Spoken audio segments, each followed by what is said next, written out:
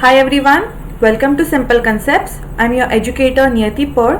Guys इस particular lecture series में हम कवर कर रहे थे complete gist of polity NCERTs from class 6 to class 12 और अभी तक हमने क्लास 8 तक कवर करा है.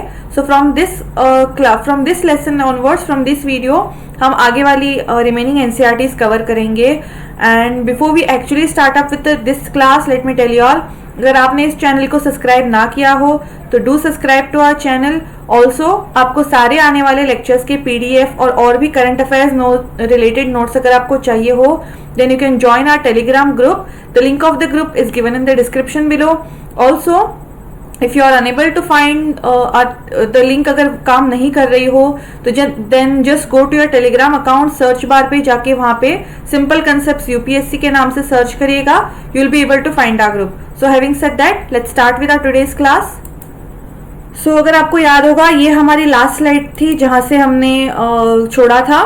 सो अभी क्लास 9 के साथ स्टार्ट करते हैं. सो यहाँ पे very first point states democracy gives every man the right to be his own oppressor. इसका मतलब क्या है? बहुत ज्यादा सिंपल है इसका मतलब, और ये है we can choose our own oppressor, मतलब कि we can choose the people who can rule us. It is as simple as that. Universal adult franchise है हमारे इंडिया में. So we can go, everyone who is 18+ can go and vote. So that means we can choose our own rulers. In a way, we can choose our own oppressors. Democracy consists of choosing your dictators after they have told you what you have think it is you want to hear. यहाँ पे बहुत ज़्यादा sarcastically ये मैंने word to word मैंने line ली है यहाँ से आपके NCERT क्लास 9 से, which says democracy consists of choosing your dictators. बहुत ज़्यादा satire वे में ये लिखा गया है, choosing your dictators after they have told you what you think it is you want to hear, which means तो गाइज इन अ वे यहाँ पे कहा गया है कि डेमोक्रेसी से हम एक प्रकार से डिक्टेटर ही चूज करते हैं. ये इसलिए कहा गया है बिकॉज बिफोर वोटिंग आप देख सकते हो किस प्रकार से जो हमारे लीडर्स होते हैं, वुड बी लीडर्स, हमारी जनता के पास बेसिकली आके they beg for their votes. But once they are done voting, जब उनके पास सत्ता जब उनको हासिल होती है उसके बाद वो कैसे रिएक्ट करते हैं, that is always a questionable thing. So that is why there is the statement, man's capacity for justice makes democracy possible, but man's inclination to injustice makes democracy necessary. ऐसा होता यह है कि जब भी हमारे ऊपर इनजस्टिस होता है, जब हमें लगता है कि हमने इस चीज के ऊपर आवाज उठानी चाहिए, that is when we feel हमारी आवाज उठना या फिर हमारी उठी हुई आवाज की वैल्यू होना कितनी ज्यादा जरूरी है. Democracy is a device that ensures we shall be govern no better than we deserve. That means ये एंटायरली जनता के हाथ में होता है कि उनको किस प्रकार का लीडर चाहिए, वो किस प्रकार से रूल्ड होना पसंद करेंगे. The ills of the democracy can be cured by more democracy. Democracy में भी कुछ डिफेक्ट्स है, ऐसा नहीं है कि डेमोक्रेसी एकदम डिफेक्टलेस है या फिर कोई इश्यूज नहीं है, बट उसका सोल्यूशन डिक्टेटरशिप या फिर मिलिट्री रूल नहीं है. But the only thing which ये इशू तभी सॉल्व हो सकता है जब वापस से डेमोक्रेसी उस स्टेट में एस्टैब्लिश हो, यानी उस कंट्री में एस्टैब्लिश हो. A democratic government rules within the limits set by constitutional law and citizens right. Going on to our next slide, यहाँ पे मैंने आपको एक एग्जाम्पल सा दिया है कि किस प्रकार से आप अपने आगे आने वाले फ्यूचर नोट्स आप कंपाइल कर सकते हो एज अ फ्लो चार्ट. सो जैसे कि मैंने आपको मेरी प्रीवियस वीडियोस में भी बताया था, जब भी आप ऐसे फ्लो चार्ट्स क्रिएट करते हो तो ये आपको इस तरह से हेल्पफुल हो जाएंगे गाइस कि जब आप एग्जामिनेशन हॉल के बाहर बैठे हो, जब आपको लगे कि आपके दिमाग में अभी कुछ नहीं आ रहा या फिर सब कुछ ब्लैक्ड आउट हो गया है, तब आप ऐसे नोट्स जब आप ओपन करोगे, आपके हैंड रिटन अगर वो नोट्स हैं तो और भी अच्छा होगा. Eight that time what will happen is that आपको एकदम से सारे के सारे पॉइंट्स एकदम से याद आ जाएंगे. So basically what is the role of democracy यहाँ पे इस फ्लो चार्ट में है. फर्स्ट वन है इन फेवर एंड आगे है और नेक्स्ट है अगेंस्ट. सो फेवर में आते हैं पॉइंट्स पर supplementing and competing with political powers, educating masses, participation in government policies, check government powers, defend rights of people, strengthening the representation and widen the power. और against में आते हैं widen political inequality, extend support to rich and powerful people, promotion of self-interest, power without accountability and responsibility, undermine parliamentary process by passing representative processes।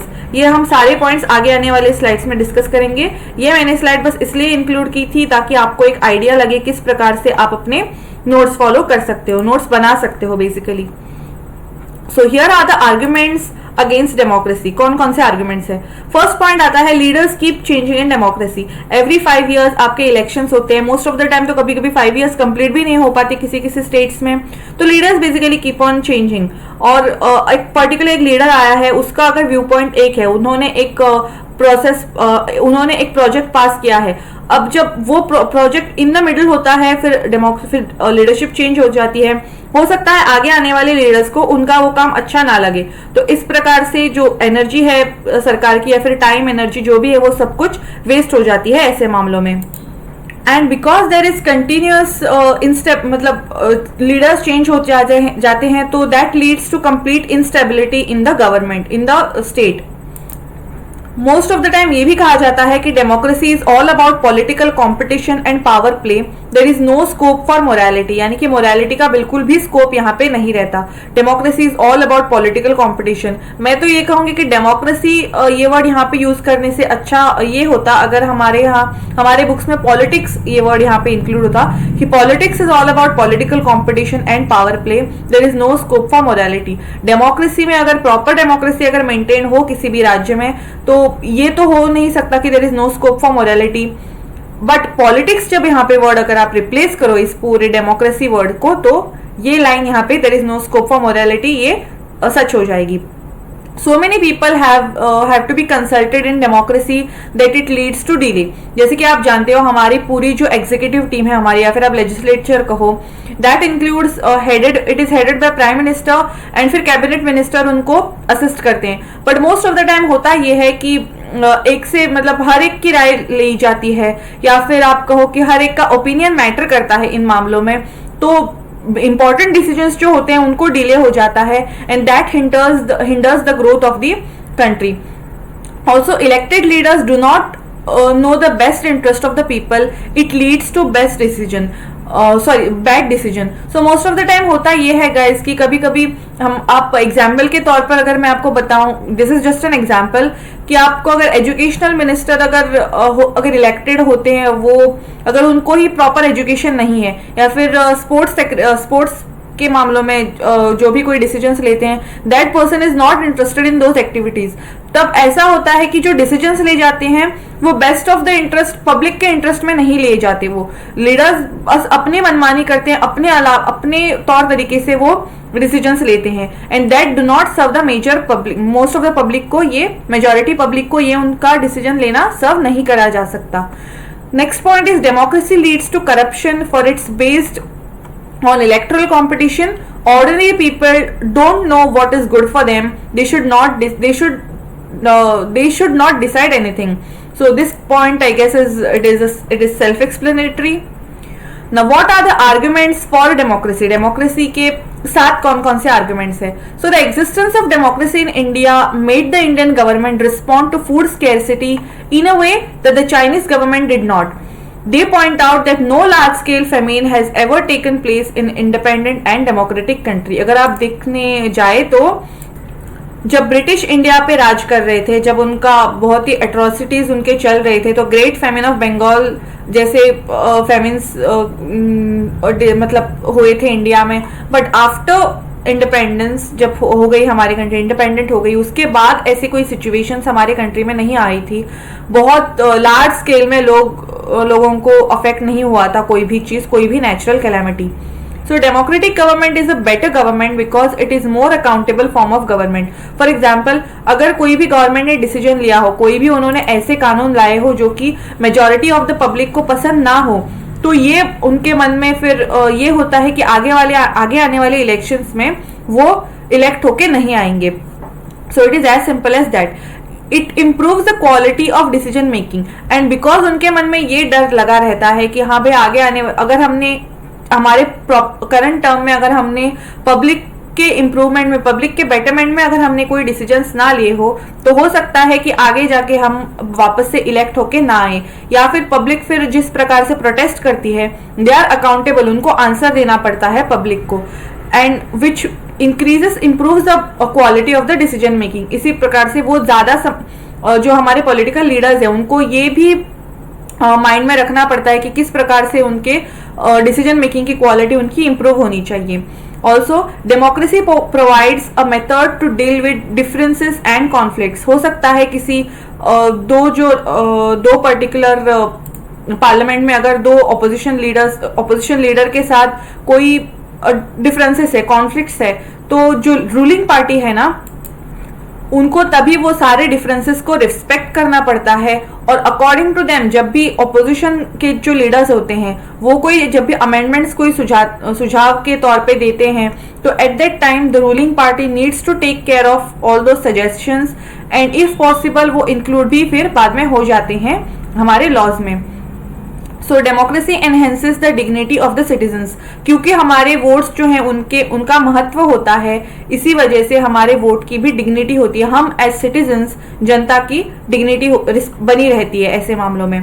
They always correct its own mistake. अगर हमें लगे कि हमने आज इस बार इस particular political party को हमने वोट किया, इनको हमने जिताया, बट अगर उनके लिए हुए डिसीजंस अगर हमको ना पसंद आए, तो हो सकता है नेक्स्ट आगे वाले इलेक्शन में हम उनको वोट ना करें, एंड दैट मीन्स हमने अपनी मिस्टेक जो है वो करेक्ट क्लैरिफाई हमने अच्छी तरह से की है, और हमने इंप्रूव भी की है हमारी mistake. Now let's go on to next slide.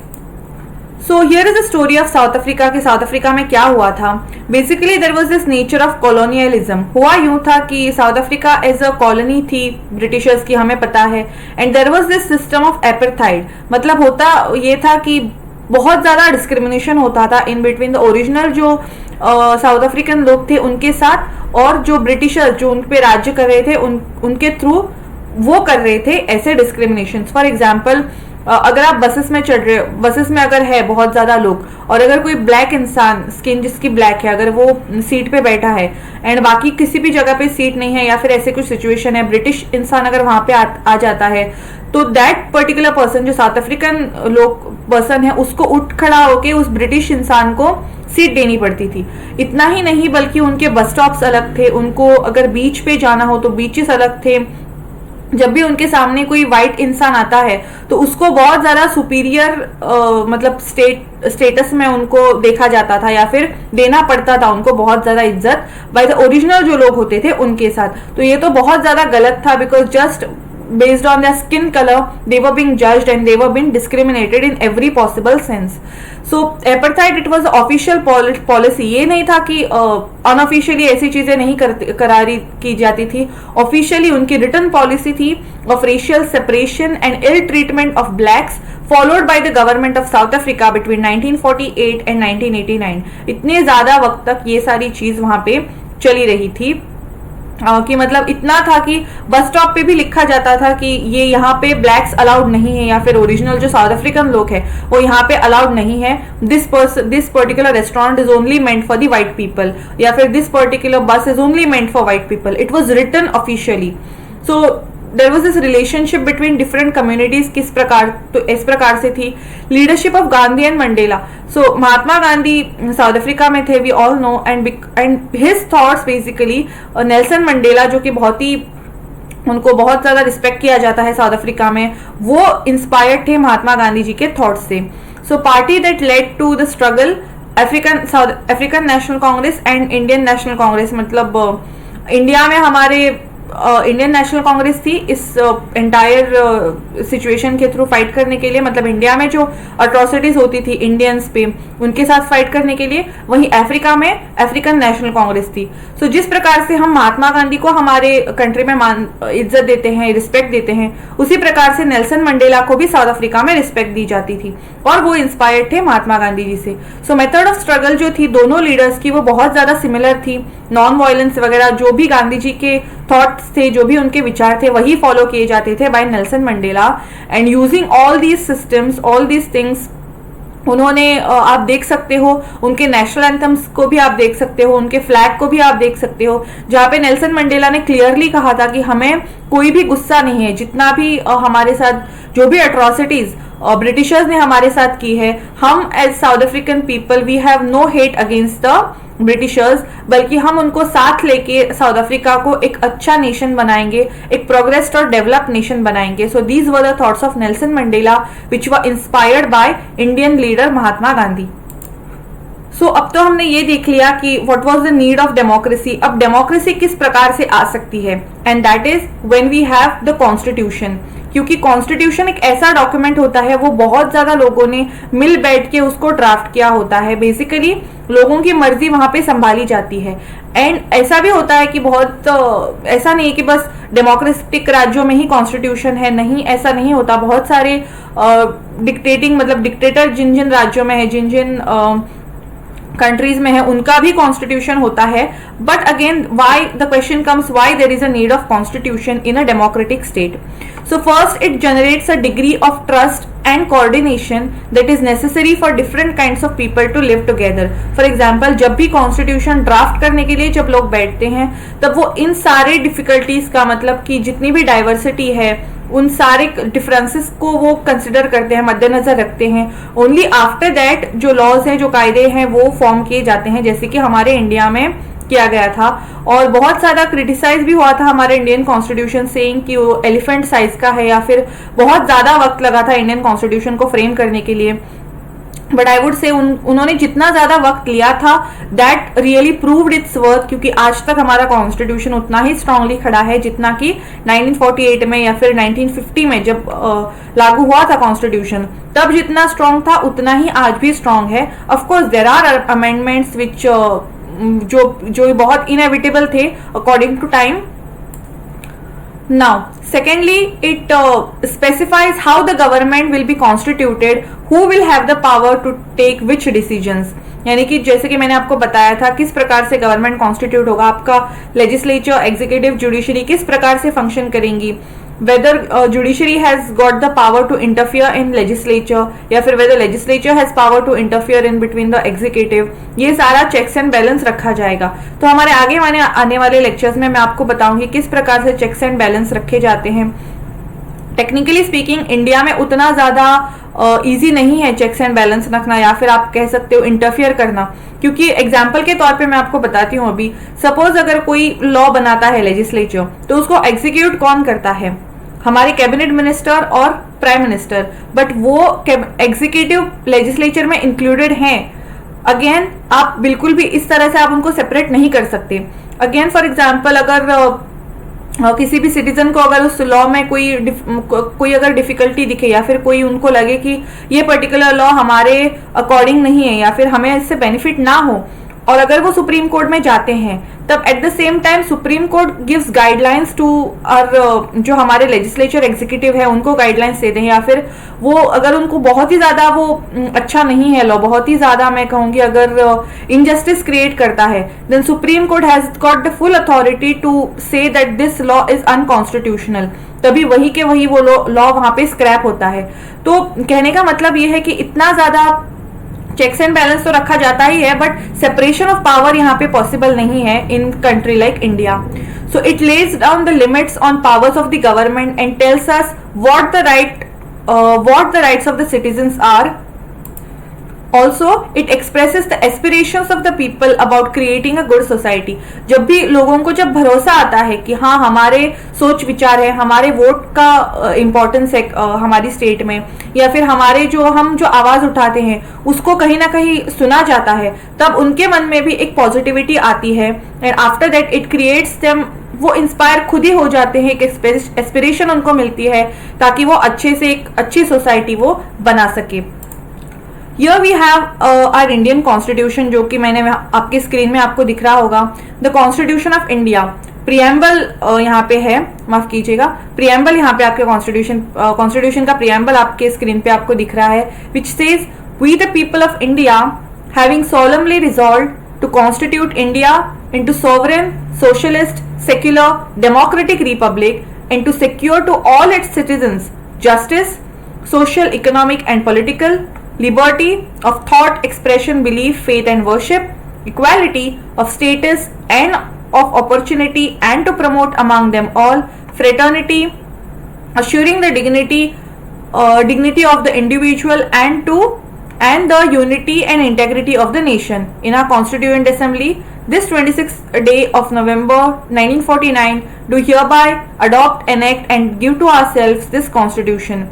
तो मैं ये कहूँगी एग्जाम पॉइंट ऑफ व्यू से आप रट लीजिएगा ये कॉन्स्टिट्यूशन प्रियम्बल पूरा का पूरा, बिकॉज प्रीलिम्स में जैसे कि हमने देखा था हमारे लास्ट वीडियोस में बहुत सारे क्वेश्चंस प्रियम्बल से आए थे, डायरेक्ट क्वेश्चंस आते हैं, कभी कभी ये भी हो सकता है, it could be very well possible कि आपको प्रियम्बल के ये पॉइंट्स आपको लिखने पड़ेंगे। तो ये अगर वर्ड्स आप देखें ना कि जस्टिस, लिबर्टी, इक्वालिटी, फ्रेटर्निटी, तो आप अपने वर्ड्स में भी अगर कोई सवाल आते हैं, जो भी आपके पास अगर वक्त कम हो तो आप अपने वर्ड्स में भी ये अच्छे से ये सिंप्लीफाइड फॉर्म में आप अपना आंसर्स लिख सकते हैं।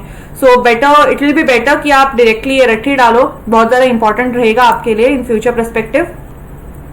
Now here are the important terms में हम ब्रीफली देखेंगे, ज्यादा हम इन डेप्थ नहीं जाएंगे इस एंटायर सीन में, क्योंकि हमारे आगे आने वाले लेक्चर्स में हम वर्ड टू वर्ड सोवरेन का, हम सोवरेन, सोशलिस्ट, सेक्युलर, हम अलग अलग लेक्चर्स लेने का प्लान है अभी तो। So sovereign means people have supreme right to make decisions on internal as well as external matter and no external power can dictate the government of India. For example, पहले होता था कि आजादी के पहले ये सिचुएशन था कि जब भी अगर कोई डिसीजंस लेना चाहेंगे हमारे इंडियन, तो parliament, British parliament most of the decisions हमारे लिए लेता था।